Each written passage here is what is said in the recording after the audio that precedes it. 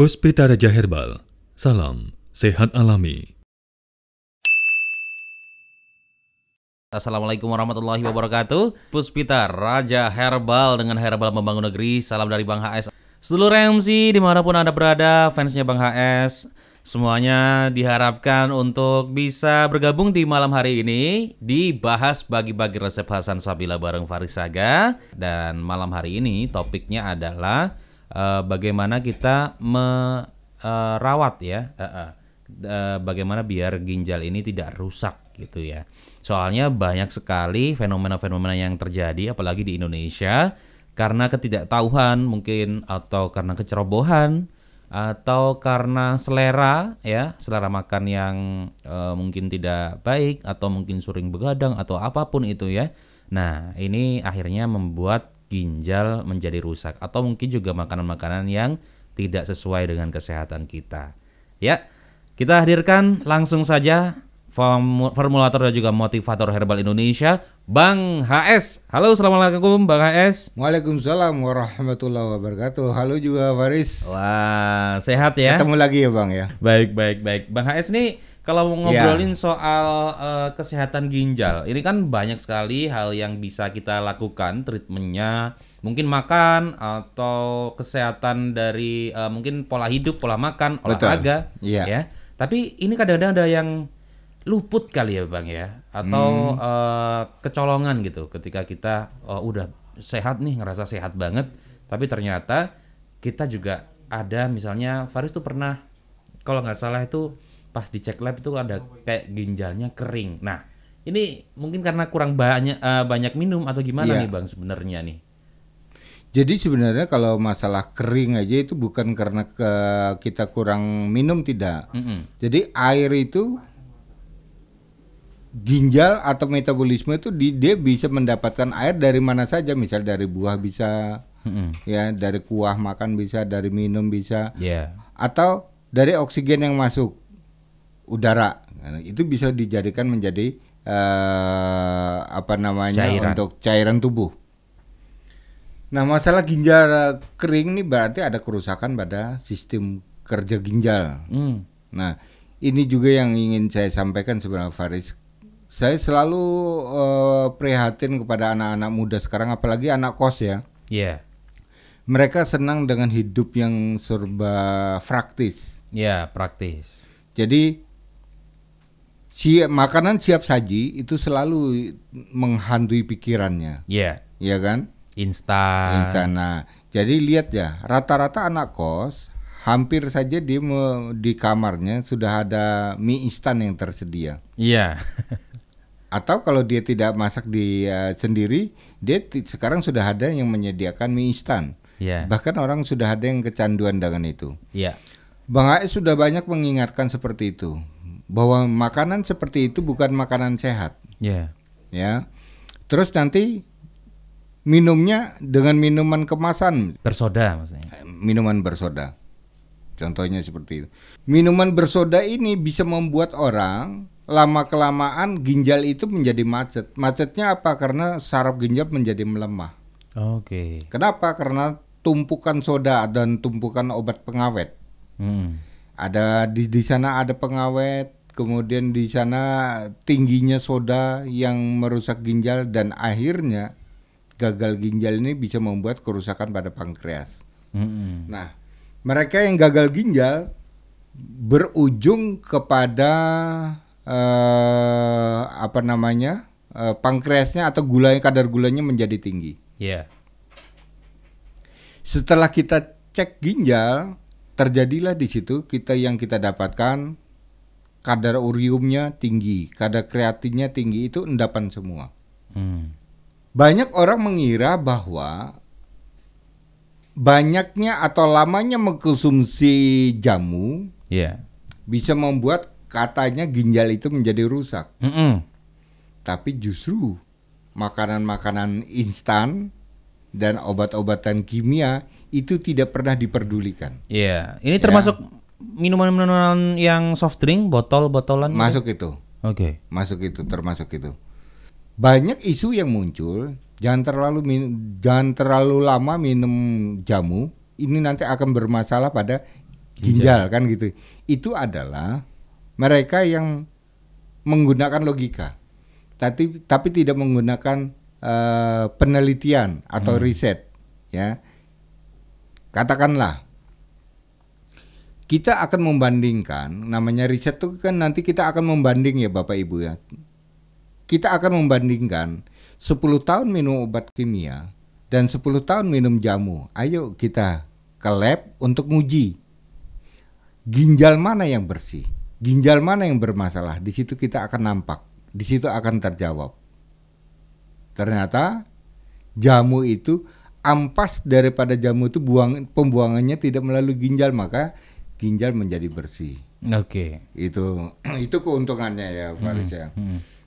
Maka banyak juga sekarang mereka yang hobi soda berakhir dengan gagal ginjal. Iya.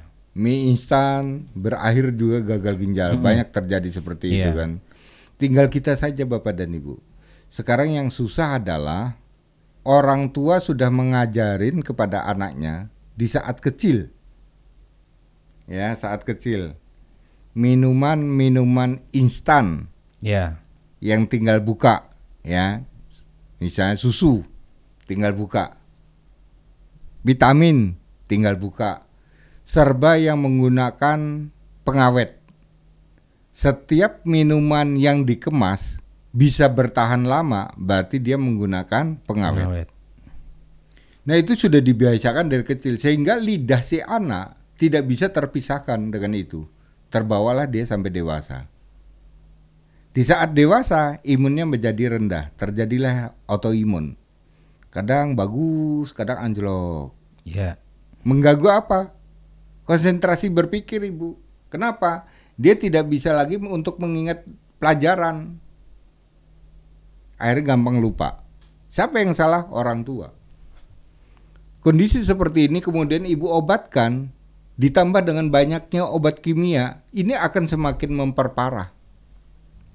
Yang benar bagaimana? Tetap kita kembali kepada buah dan sayur. Itu yang kita ajarkan Bu. Buah dan sayur itu sebenarnya kita ajarkan kepada si anak, kepada si belita ya Bu ya, sejak belita ya. Ketika kita membuat bubur, kita memberikan jus buah, ya kemudian jus sayur kita berikan kepada si anak, sehingga anak mempunyai kekebalan yang luar biasa. Maka kemarin saya dengan kasus gagal ginjalnya anak, sehingga berakibat anak bayi banyak yang meninggal. Ya, di usia 2 tahun 3 tahun itu banyak meninggal. Kemudian saya melihat meneliti bahwa sebenarnya demam dan kencing tidak lancar ini bisa kita ambilkan dari buah-buahan. Kemarin sudah kita temukan ada buah naga putih, ada jambu biji, kluto jambu Jawa itu, ada jambu mete ya yang kita dapatkan. Itu kita juskan kepada anak yang demam, kemudian diminumkan malam harinya, esoknya dia normal kembali. Itu adalah teori herbal. Sembuhkan dia? Sembuh. Tapi kalau ini tetap kita nekat dengan cara-cara yang sudah, berarti kita akan nyusul teman-teman bayi tadi, pasti dia juga akan meninggal dunia. Kenapa? Karena pengawetnya. Ada kandungan-kandungan yang tidak seharusnya diberikan kepada si bayi. Itu untuk ukuran anak dewasa, sehingga ginjal tidak kuat. Terjadilah anfal ginjal. Iya. Nah ini misalnya kalau mau ngobrolin soal pengawet Bang, ada makanan-makanan yang mungkin kayak misalnya awetnya itu awet tapi misalnya 4 hari gitu. Iya. Ada itu. Nah itu gimana nih Bang? Apakah itu misalnya pakai pengering kan bukan pengawet misalnya atau yang dikeringkan dengan sistem open biasanya. Kalau itu kering iya, tapi misalnya kalau ada kayak semacam butir-butir yang di dalam di dalam gitu loh, kayak pengering lah pokoknya di dalam kardusnya gitu agar kering gitu. Nah itu gimana nih Bang? Ini mungkin aja pakai pengawet sampai 4 hari gitu, tapi itu silika namanya, jadi anti jamur. Tapi dia tidak tahan lama. Misalnya dia membuat permin ya, membuat permen kemudian di dalamnya dikasih silika. Ya, seperti kapsul juga ada silika. Itu adalah silika itu senyawa yang bisa merusak bakteri ketika dia masuk ke botol, maka dia dimusnahkan. Itu tugasnya silika yang ada di dalam botol itu. Nah, itu masih aman. Itu masih aman. Yang tidak aman adalah yang mungkin kedaluarsanya setahun 2 tahun itu. Berbentuk cair. Berbentuk cair. Oh. Ya, itu yang tidak aman. Atau yang berbentuk padat, seperti saya katakan makanan instan ya. Berbentuk padat. Dia membentuk padatnya kering betul untuk 1 tahun. Tapi bumbu yang untuk penyedapnya itu, kalau dia bisa bertahan tahunan juga berarti bumbunya sudah pakai pengawet. Nah, untuk yang kering tadi gimana nih Bang? Ginjal kering kira-kira solusinya gimana tuh? Ginjal kering. Iya. Ginjal kering kalau kita hubungannya dengan ginjal kering, kalau sudah dinyatakan kita hubungannya dengan kerusakan pada ginjal, entah itu saraf ginjal atau ginjal kering, pokoknya kita mencari obat atau untuk stamina ginjal, janganlah kita menggunakan sayur tapi menggunakan buah. Oke, itu ginjal ya. Menggunakan buah. Misalnya atau rempah-rempah yang kita gunakan. Ya. Contohnya buah yang berhubungan dengan ginjal. Contohnya nih ya. Tentunya buahnya buah langka ya, seperti kepel. Oh, kepel. Ya, kepel itu buah tahunan. Itu di jus, di blender, diminum dan dia bisa memperbaiki pada ginjal. Atau ginjal yang kering tadi, kering bukan berarti kering ini terus dia sama sekali tidak bisa memproses. Cuma dia tanda-tandanya ginjal kering ini, kulit juga ikut kering. Kulit ikut kering. Kadang pada kuku-kuku sering biru. Nah, itu pada kuku biru. Dia nampak tidak sehat orangnya. Jadi makannya banyak, minumnya banyak tapi tidak sehat karena jenis ginjalnya kering. Bagaimana kita untuk memberikan vitamin ginjal dengan buah-buahan seperti itu tadi. Ada kepel, terus ada belimbing bintang, terus kemudian dikasih dengan ada lagi jambu mete. Jambu mete. Nah, ini jenis-jenis buah yang bisa kita konsumsi, kita blender, kita jus, kita buat keolahan untuk misalnya 3 hari sekali, seminggu sekali kita mengasup itu sama saja membantu kita memberikan vitamin pada ginjal. Baik, oke. Nah, itu kalau memang ginjal kering ya. Nah, yang jadi masalah adalah ginjal kering mengkonsumsi obat-obatan kimia, maka ini akan memperparah. Tidak akan menyelamatkan karena ginjal kering ini merusak mata, merusak kulit. Maka kulit kadang usianya muda tapi sudah pecah-pecah pada kulitnya. Itu kalau ada kerusakan sistem ginjal kering. Nah, caranya bagaimana? Banyaklah kita mengkonsumsi banyak buah, tapi jangan sayur. Gitu. Karena dia anti dengan zat besi tinggi. Gitu. Nah, ini Bang, pertanyaan lagi nih Bang. Ketika ginjal ini kering, terus habis itu tapi kita diharuskan untuk minum obat misalnya dari rumah sakit, obat kimia karena penyakit yang lain. Misalnya penyakit ada yang diabetes misalnya atau sedang kanker atau sedang apa gitu. Nah, itu kan nggak bisa menghindar ini Bang ya. Nah, ini gimana nih Bang? Bisa nggak dengan bantuan herbal gitu? Contoh ya, satu aja ya, misalnya seperti diabetes ya. Dia ginjalnya kering, tapi dia juga punya diabetes. Solusinya gue ambil jalan tengah. Jalan tengahnya apa? Pakai rempah dapur. Seperti apa? Seperti bukan ya? Bukan dong. Brambang putih. Brambang putih. Brambang kok putih Bang? Ya. Brambang putih ini ternyata dia bisa menekan kreatin.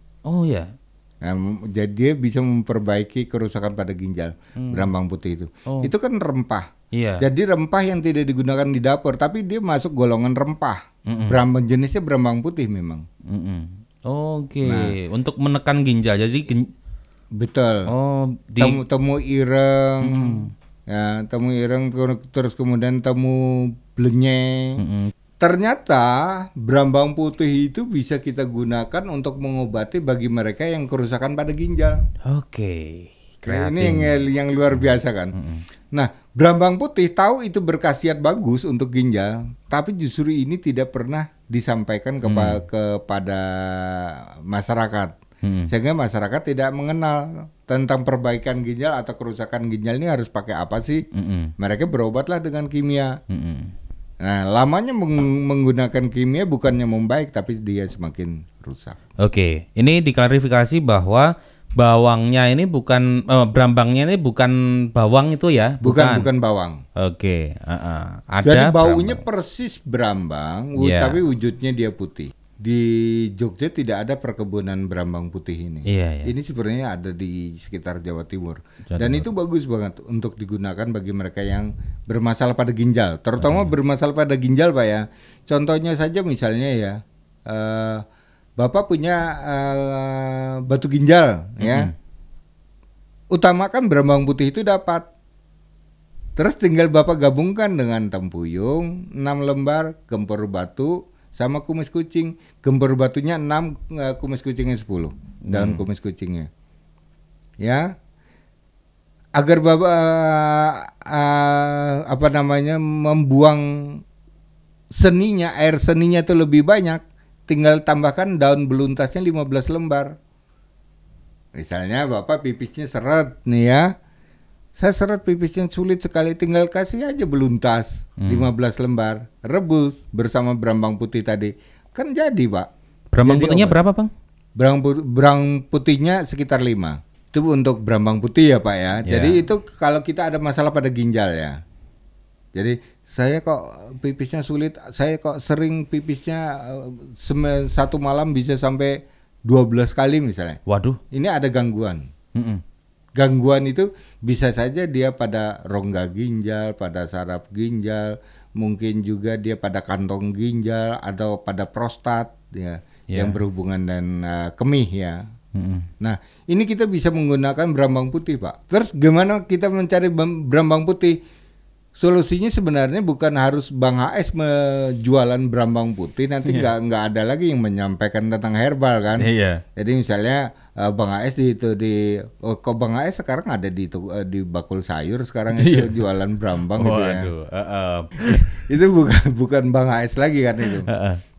Nah, Bang HS hanya menyarankan saja, jadi bagi mereka yang simpati terhadap warga, terhadap masyarakat yang bermasalah pada ginjal, maka berambang putih ini menjadi tanaman kesehatan kita, Pak. Tapi bagi mereka yang nanam misalnya nih sudah siap panen, kok tidak laku dijual? Memang berambang putih tidak laku kalau untuk dijual karena orang tidak tahu. Iya, manfaatnya buat apa? Betul.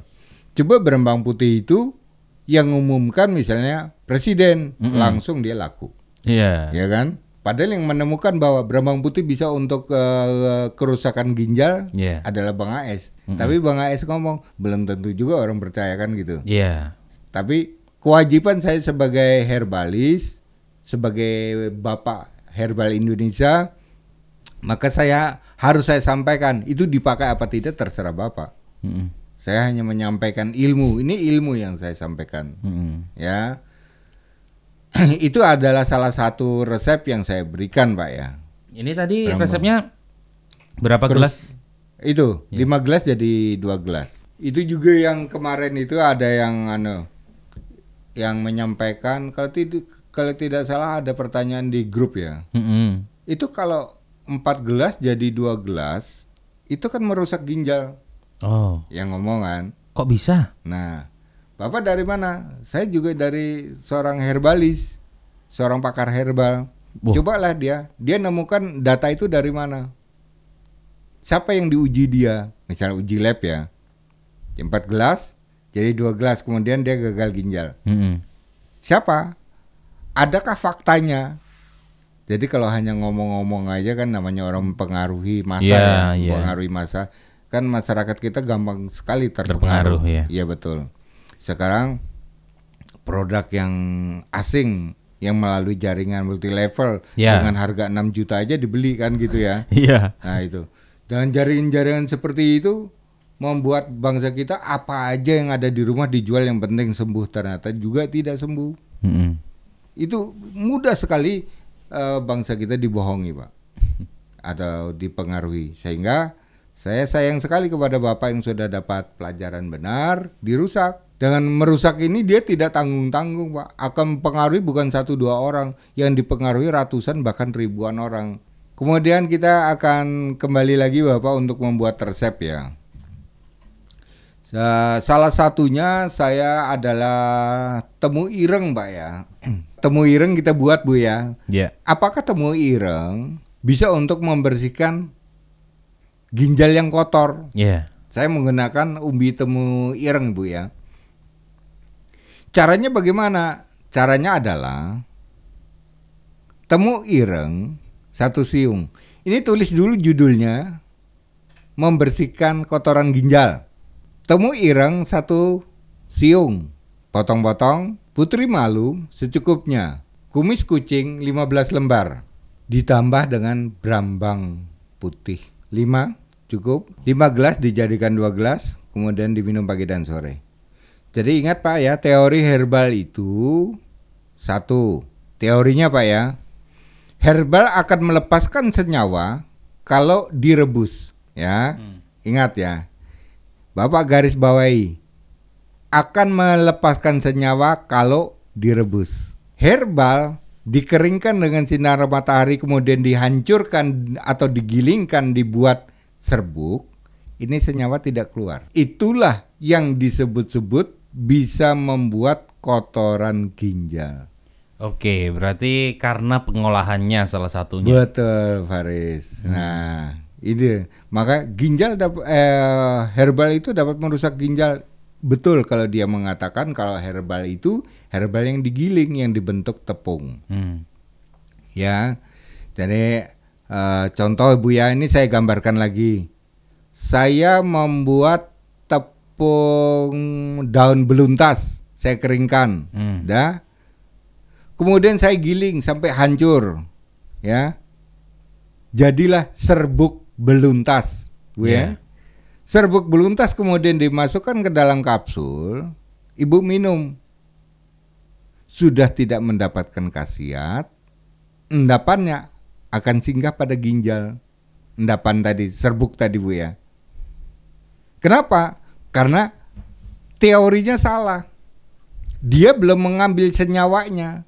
Kenapa? Utuhan yang dimakan sama saja. Seperti temu blenyeh, Ibu makan temu blenyeh utuhan gitu ya. Jadi senyawanya tidak Ibu ambil.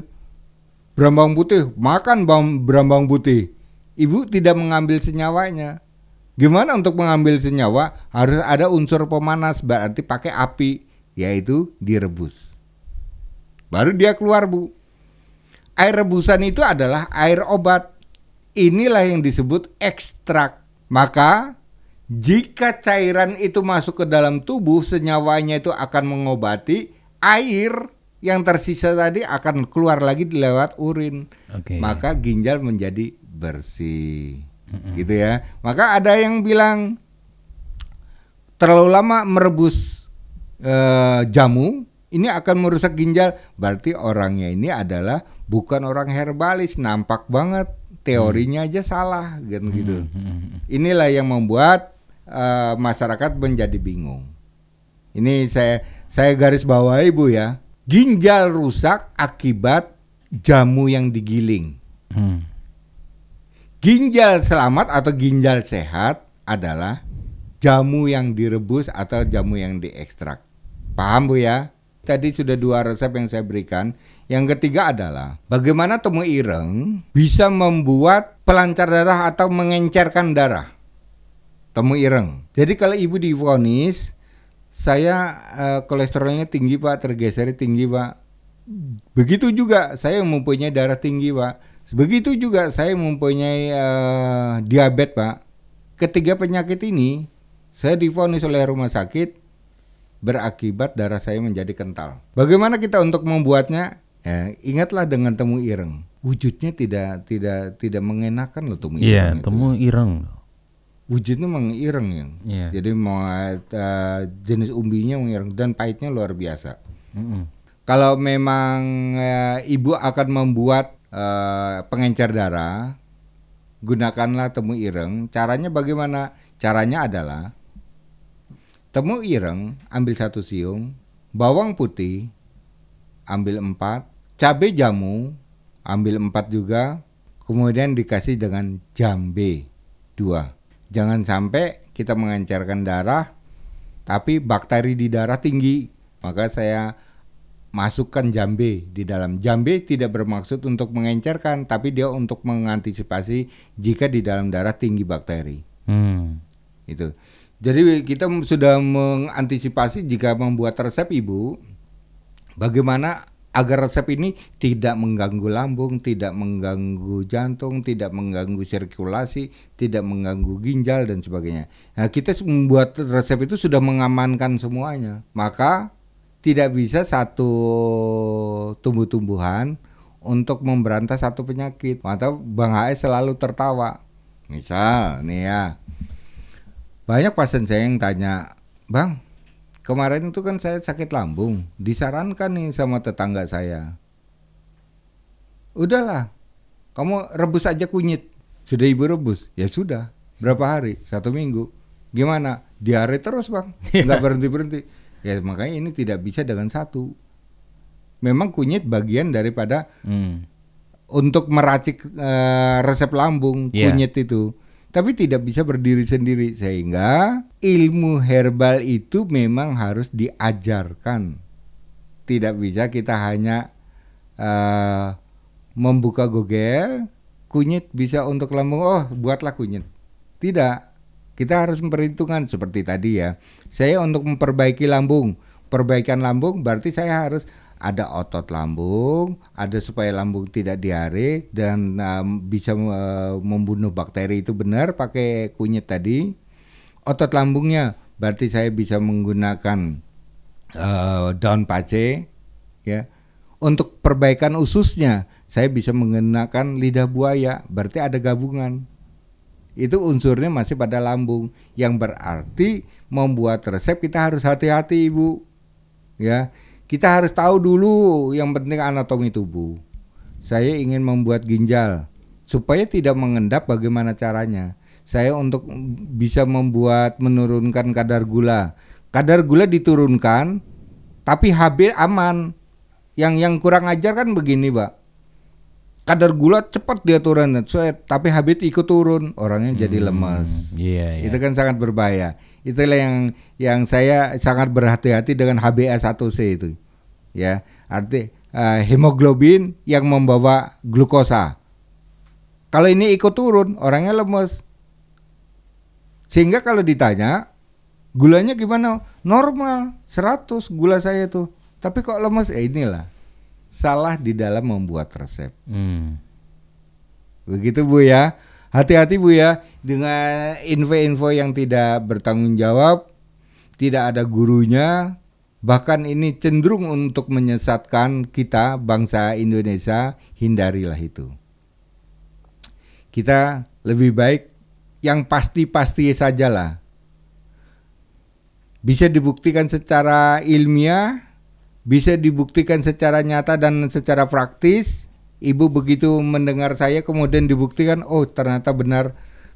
Membuktikan lagi orang yang kedua, orang ketiga, dan orang yang ke-100 ternyata benar. Dah, anggaplah resep yang saya berikan adalah resep permanen yang tidak bisa ditawar lagi. Maksudnya tidak bisa ditawar ini, ada informasi dari teman ibu, tetangga, atau suami, atau anak. Kalau mau bagus lagi tambah ini, jangan. Itulah yang saya maksud resep permanen. Janganlah kita mengotak-atik sendiri dengan menambahkan sendiri. Begitu Ibu ya. Dari Bang AS, salam sehat alami. Terima kasih. Terima kasih Bang HS. Sebelum itu Bang HS mau menanyakan tentang obat jadinya deh Bang. Untuk ginjal nih pasnya yang mana nih Bang? Kalau ginjal banyak banget sih ya punya kita ya. Cuma Iya. kalau urusan dengan membersihkan kotoran ginjal itu berarti kotoran ya. Iya. Itu Altilis, kotoran ginjal. Tapi berhubungan dengan kerusakan ginjal dan batu ginjal, ini berarti kita menggunakan Microsolon. Tapi jika pipis kita ini kadang macet, kadang lancar, kadang dipengaruhi oleh prostat, berarti kita menggunakan Kreas. Kreas. Ya, kita menggunakan itu. Semua mereka yang gagal ginjal ini akhirnya menjadi satu paket. Karena kerjasama obat ini, satu dia untuk memperbaiki saringan ginjal atau membuang kotoran ginjal. Satu dia akan memperbaiki unsur ginjal. Unsur ginjal tadi itu ada seperti rongga ginjal, saraf ginjal, itu pakai Microsolon. Sehingga perpaduan Microsolon, Altilis, Kreas ini menjadi satu paket untuk mereka yang cuci darah gagal ginjal. Untuk pelancar darah itu masuk kemana nih Bang? Kalau pelancar darah masuknya ke Arda. Arda. Ya, yang tadi ada senyawa pemanas. Ya, seperti ada bawang putih segala itu. Cabai jamu ya. Cabai jamu Itu yaitu tadi. di Arda. Arda ya. Baik kalau gitu ya. Baik, terima kasih Bang HS Sama-sama, atas Pak ilmunya. Riz. Semoga Ya. sehat selalu kita semuanya. Dan saya sedikit review untuk Panjenengan Sedoyo yang mempunyai masalah dengan pipis, dengan segala macamnya yang tadi dibahas. Untuk resep pertama yaitu menggunakan Brambang putih 5 ya, ditambahkan dengan gempur batu 6, kumis kucingnya 10 dan beluntas 15 lembar. Dan dijadikan 2 gelas dari 5 gelas gitu ya, dengan menggunakan obat jadi Kreas. Dan untuk selanjutnya membersihkan kotoran ginjal ini dengan umbi temu ireng 1 siung dipotong-potong, ditambahkan dengan putri malu secukupnya, kumis kucing 15 lembar, Brambang putih 5 gelas menjadi 2 gelas direbus ya pagi dan sore. Altilis ya untuk obat jadinya. Dan untuk temu ireng untuk sebagai pelancar darah, ini temu irengnya 1 siung dipadukan dengan bawang putih 4 ditambah dengan cabai jamu 4, jambenya 2 ini ya. Dan airnya 5 gelas menjadi 2 gelas juga ya Bang ya. Terima kasih banyak atas kesempatan di malam hari ini. Saya Faris Saga pamit undur diri dari Bahas Bagi-Bagi Resep Hasan Sabila. Ketemu besok. Ada podcast juga ya, masih dikonfirmasi ya. Ini tadi ngobrol-ngobrol sama Bang Joni juga ya, sebagai adminnya juga nih ya. Pokoknya ditunggu aja. Faris Saga mau pamit dulu. EMC Puspita Raja Herbal, kami tidak kemana-mana tapi ada di mana-mana. Sampai jumpa. Wassalamualaikum warahmatullahi wabarakatuh. Puspita Raja Herbal, kami tidak kemana-mana, tapi ada di mana-mana.